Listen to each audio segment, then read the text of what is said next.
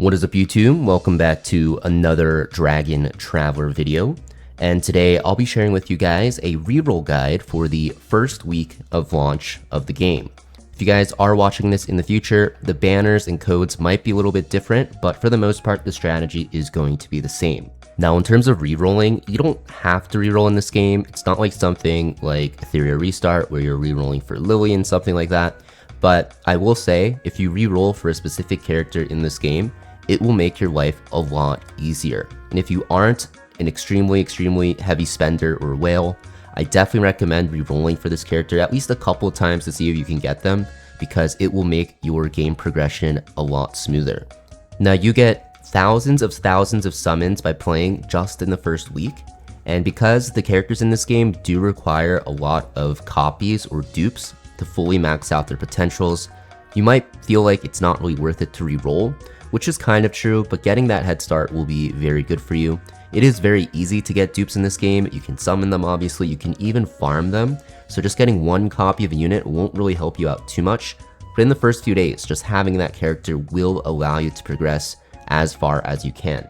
You have to keep in mind that this is an AFK idle game, so the further you progress in terms of stages in the first few days, the more resources you're constantly generating, so getting a good start is going to be extremely important in your account. Now, the way that you unlock the reroll process, you play through the main story until you unlock summoning.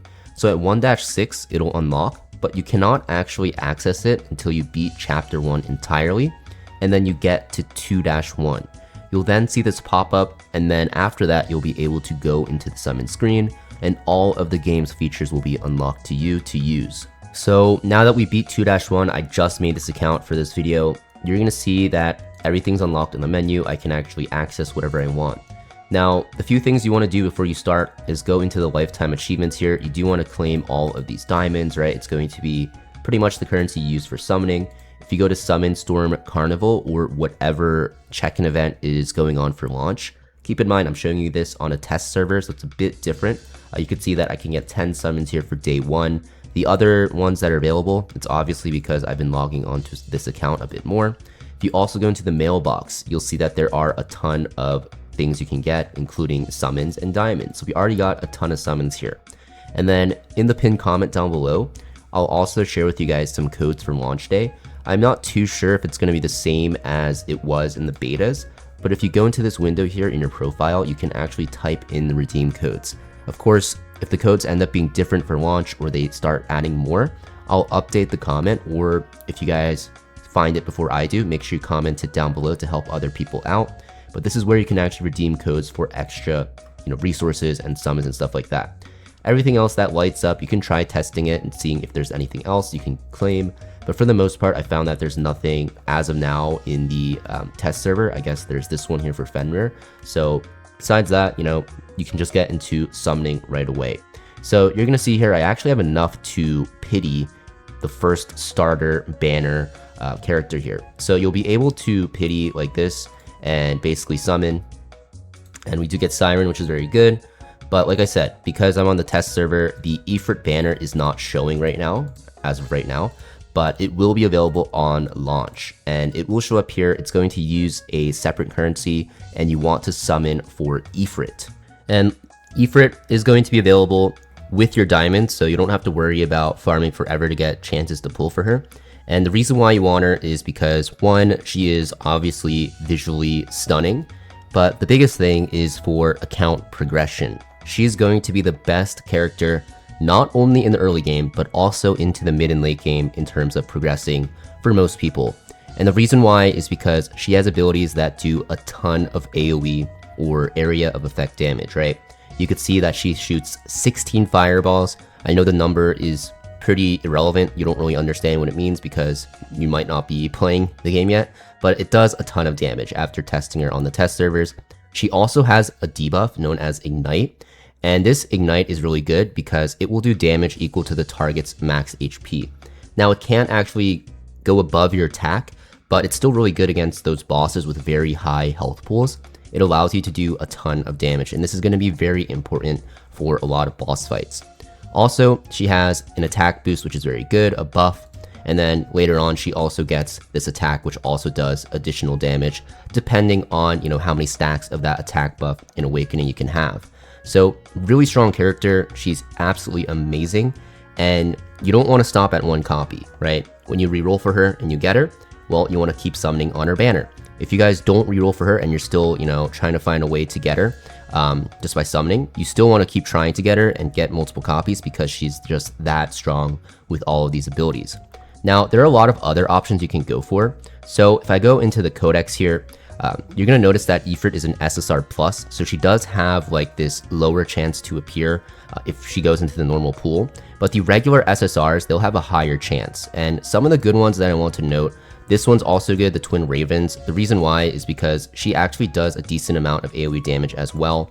You're going to see that single target is also very powerful and also has this physical defense down. So, very good DPS just in general. So this is also a good option to go for. There's going to be another good option to go for if I can find her. You can go for this one here, the Arcane Lord. I'm not going to try pronouncing it. This character also does decent amount of damage. So if you're looking for a good DPS that also is very good in PvP with the silence, she's also going to be a very good choice.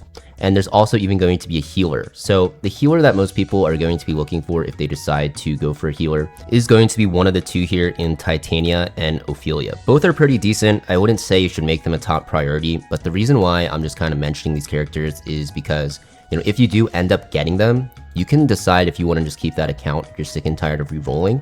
But I will say, in terms of just going for pure value in terms of re-rolling, the ones you can only really get are the SSR pluses and regular SSRs. The X's won't actually appear on the summoning banner. So the ones you really want to go for are the ones that I mentioned. And then of course, something like Ifrit will be very powerful. But a lot of these characters are very good, right? Even something like Marilis, I think is very strong in the early game. So if you're looking for a good early game carry, Marilis is very good because she's kind of like a lifesteal tank, which will allow you to, kind of cheese through a lot of stages. So a lot of good options, but by far the best one, I can't stress it enough, is Ifrit. This character is extremely, extremely strong. And honestly, I want to say overpowered because this character is insane. But yeah, in terms of re-rolling though, up to you. When you do re-roll though, you want to re-roll on Ifrit's banner. When you're doing the normal summons though, with these summon tickets that you get that will be able to be used on the regular banner, you can see if I go to details here, all the rates. So the rates are actually very high. 3% for an SSR, and you're going to see that the lower percent chance at 0.0645 is the SSR pluses, and then the regular SSRs are going to be pretty much double that chance. So, really makes you decide, do you want to go for an account that already gets an SSR plus because they're more rare, or do you want to go for like a better character that's like an SSR, such as the Arcane Lord, or even something like, just whatever you want to go for in terms of design. Really up to you. So that is what I recommend though for re-rolling. Like I said, not going to be required at all to progress in this game. In fact, you can progress very easily just by, playing through the game. But yeah, definitely want to make sure that if you do decide to re-roll, go for Ifrit. And if you guys don't decide to re-roll, just make sure you summon on her banner as much as you can. Okay, thank you for watching, guys. Make sure you guys hit that like and subscribe to see more Dragon Traveler content. And I will see you guys next video.